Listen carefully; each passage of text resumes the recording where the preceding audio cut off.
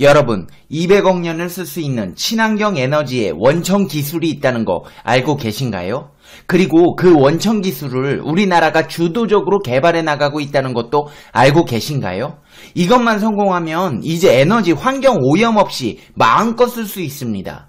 더 이상 미세먼지 걱정도 안 하고 살 수 있다는 뜻입니다. 이게 뭘까요? 지금부터 팩트 맛집 팩트 폭격기 페페TV에서 팩트로 알아보겠습니다. 당신이 구독해야 할 단 하나의 채널 페페TV 팩트 체크. 최근 환경오염과 에너지 부족 문제가 심각해지면서 친환경 에너지가 떠오르고 있습니다. 세계 각국은 이런 문제를 해결하기 위해 핵융합 에너지를 개발하고 있습니다. 핵융합 에너지란 간단히 말해서 지구의 작은 태양을 만들어 사용하는 것입니다. 고진공 용기 안에 중수소와 삼중수소를 넣은 뒤 약 1억도 이상으로 가열하면 원자핵과 전자가 분리되는 플라스마 상태가 됩니다. 이 상태에서 원자 핵끼리 서로 부딪히게 되면서 발생한 에너지가 증기를 가열시키고 터빈을 돌려 대용량의 전기를 생산하는 방식입니다. 여기서 초고온의 플라스마를 담을 용기가 필요한데 과학자들은 그 용기가 녹아내리지 않는 방법을 찾아냈습니다. 그것이 바로 토카막이라고 불리는 도넛 모양의 장치입니다. 초전도체를 이용해 플라스를 공중에 띄운 뒤 회전시키면 용기가 녹지 않고 담을 수 있게 됩니다. 한국에서도 이런 토카막 연구를 계속하고 있는데 그 성과가 K-스타라는 토카막입니다. 2019년 K-스타가 1억도의 플라스마를 1.5초 동안 유지시켜 한국의 핵융합 에너지 연구가 다른 나라보다 한 발 앞서 나가게 됐습니다. 하지만 토카막은 기계의 바깥쪽은 초저온을 유지해야 하고 안쪽은 1억도 이상의 초고온을 유지해야 하는 고도의 기술이 필요하기 때문에 현재 상용화되지는 못하고 있습니다. 핵융합 에너지의 장점과 단점은 무엇일까요? 바닷물에 풍부한 중수소와 지표면에서 쉽게 구할 수 있는 리튬이 원료이기 때문에 자원이 무한하며 이산화탄소를 배출하지 않는 깨끗한 에너지입니다. 또한 핵융합 연료 1g은 석유 8톤에 해당하는 에너지 생산이 가능한 효율적인 에너지입니다. 욕조 반 분량의 바닷물에서 추출할 수 있는 중수소와 노트북 배터리 하나에 들어가는 리튬의 양 정도로 한 사람이 30년간 사용할 수 있는 전기를 생산할 수 있는 획기적인 에너지입니다. 핵융합 에너지의 생산을 위한 핵융합 발전의 단점은 기술 실현이 매우 어렵다는 것입니다. 핵융합 에너지를 얻기 위해서는 앞으로도 많은 자본과 시간이 투자되어야 합니다. 이에 세계 여러 나라가 그 자본과 기술을 모아 아이터 프로젝트에 힘을 쏟고 있습니다. 우리나라를 비롯해 미국, 러시아, 일본, 중국, EU, 인도 등 7개국이 공동 추진 중인 아이터 프로젝트를 통해 핵융합 에너지를 얻기 위해 노력하고 있습니다. 현재 65%의 진척이 있으며 2025년 12월에 공식 가동을 시작한다고 합니다. 핵융합 에너지는 매장량이 많은 바닷물과 리튬에서 구할 수 있다는 점, 원자력 발전에 비해 안정적이라는 점, 환경 오염물질을 거의 배출하지 않는다는 점, 마지막으로 연료가 풍부해 에너지 확보를 위한 국가 간 분쟁 염려가 없다는 점 때문에 꿈의 에너지로 불리고 있습니다. 무엇보다 안전하다는 것은 가장 큰 장점입니다. 핵융합은 소량 연료를 계속 주입하는 방식으로 연료 주입을 멈추면 바로 반응을 멈춥니다. 발생 폐기물 역시 소량으로 배출되는 데다가 수십 년가량 보관 과정을 거치면 중저준위 폐기물이 돼 원전보다도 위험도가 낮습니다. 하지만 핵융합 발전과 상용화시키기 위해서는 고난도의 기술들이 개발돼 상용화되어야 합니다. 이 중 가장 핵심 기술은 토카막인데 이는 핵융합 과정에서 발생하는 플라스마를 만들고 담아두기 위한 장치입니다. 이 장치는 절대 0도에 가까운 영하 268도 극저온 상태로 유지되어야 합니다. 토카막 내 플라스마에 1억도 이상 초고온, 초고압을 가하면 비로소 핵융합 반응이 일어납니다. 초저온과 초고온을 동시에 구현해야 하는 고난도 기술입니다. 이와 관련해 토카막 기술 개발이 한참 진행 중입니다. 최근 영국 정부는 2040년 상업 가동 가능 핵융합 발전소 건설을 목표로 핵융합 반응로 토카막의 개념도를 만드는 스프리클 토카막 4 에너지 프로덕션 프로젝트에 2억 2천만 파운드, 약 3,348억 원을 투자한다는 계획을 밝혔습니다. 영국 원자력 에너지청은 로러럼 지역에 신규 핵융합 발전 연구시설을 건설한 뒤 인근의 셰필드 대학과 연계해 차세대 핵융합 발전 재료 개발 연구를 진행할 예정입니다.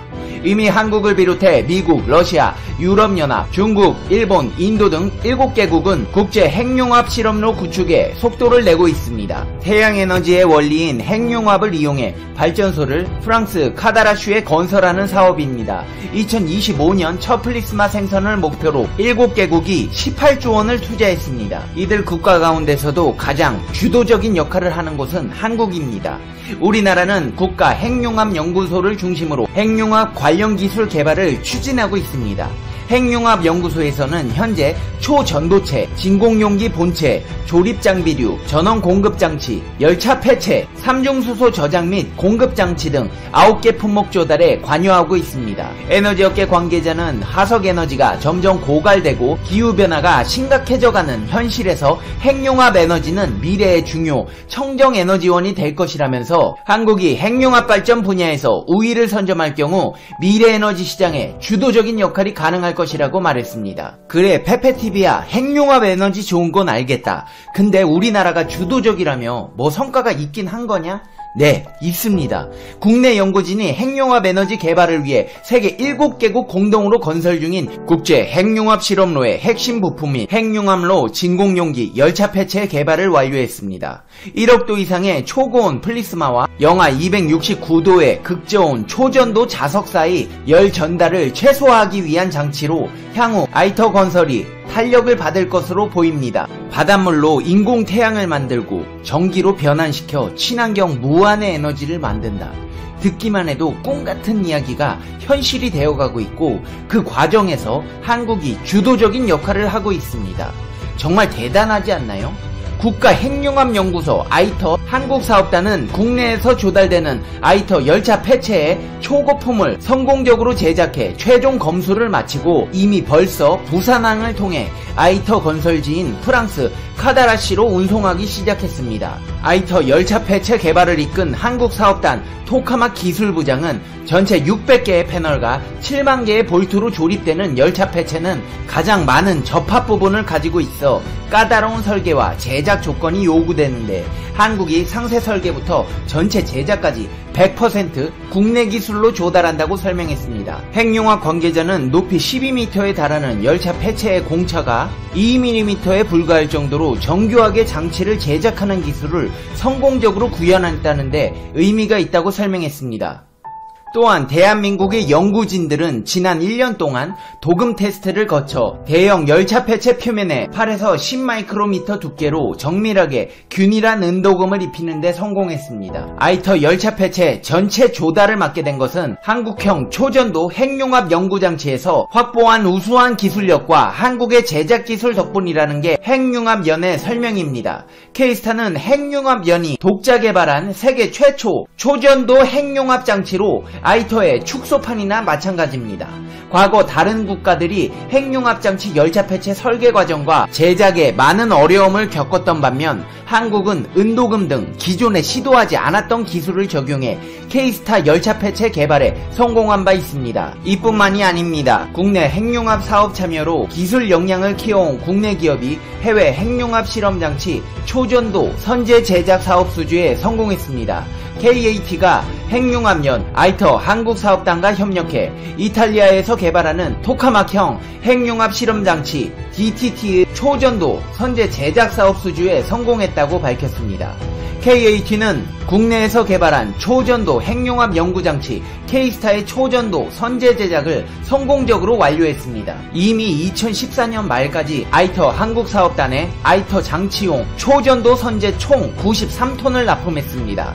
일본이 조달하는 초전도 선제 수주에도 성공해 2018년 말까지 총 54톤을 납품했습니다. DTT에 적용되는 초전도 선제는 기존 아이터에 사용된 선제와 동일한 직경을 유지하되 아이터 선제 대비 20% 높은 통전 특성을 요구합니다. 또한 총 55톤에 달하는 TF 자석용 초전도 선제는 전체 초전도 선제 중 가장 비중이 높아 다른 부품보다도 먼저 납품이 이루어져야 합니다. 대한민국은 품질 안정화와 납기 준수 목표 달성을 위한 만반의 준비를 해 수주에 성공했습니다. 얼마 전에 중국에서 LNG선 프랑스에 납품하는데 납기일 못 맞춰서 망신당한 소식 전해드렸는데요. 사업에 있어 납기일은 정말 중요한 부분입니다. KAT 대표는 결국에는 이번 수주 성공은 그동안 유지 발전시켜온 KAT 기술력을 다시 한번 인정받은 것으로 아이터 사업 이후로도 핵융합 에너지 상용화를 위한 기술 확보에 지속적으로 기여할 수 있게 돼 기쁘다며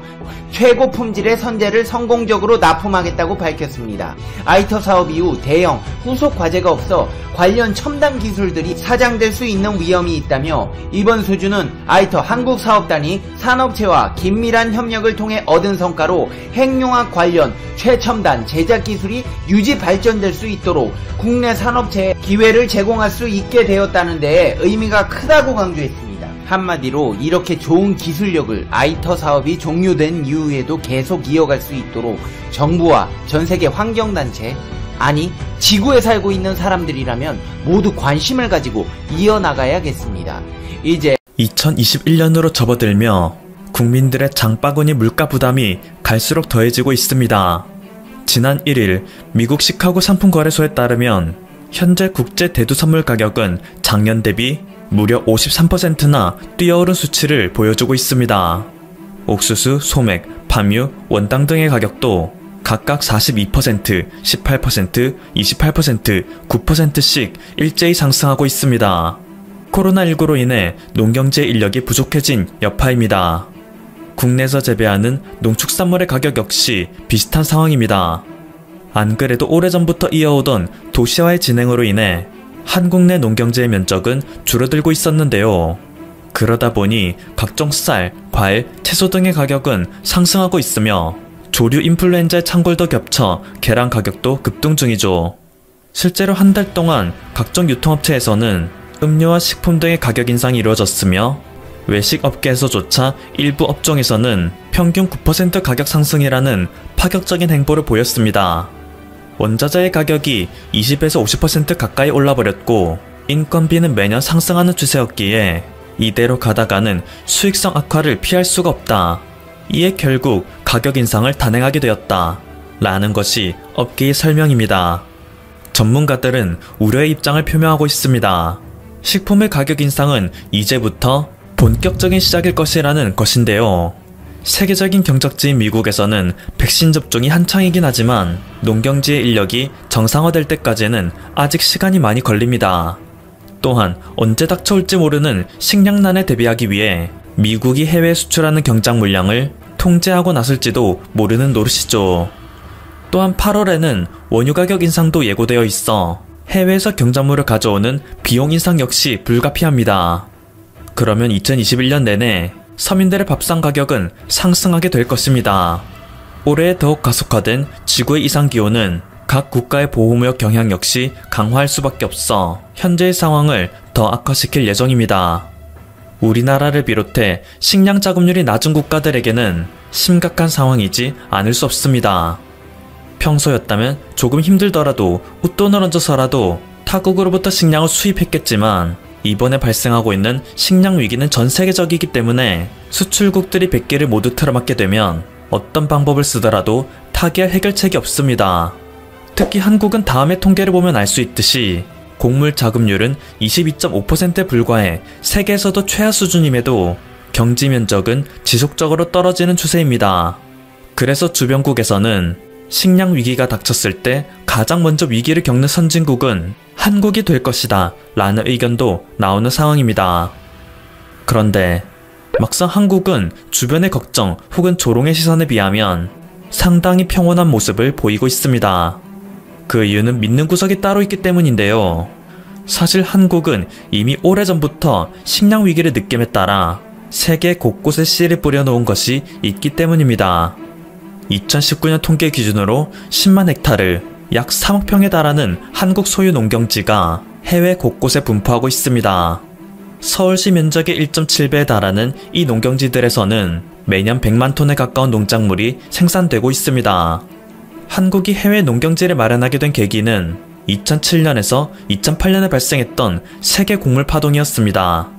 최근과 마찬가지로 당시 전 세계는 흉작으로 인해 농작물의 생산량이 급격하게 줄어들었습니다. 밀, 옥수수, 대두 등 주요 곡물의 가격이 일제히 올랐고 특히 밀의 가격은 1년 만에 2배 폭등하기도 했죠.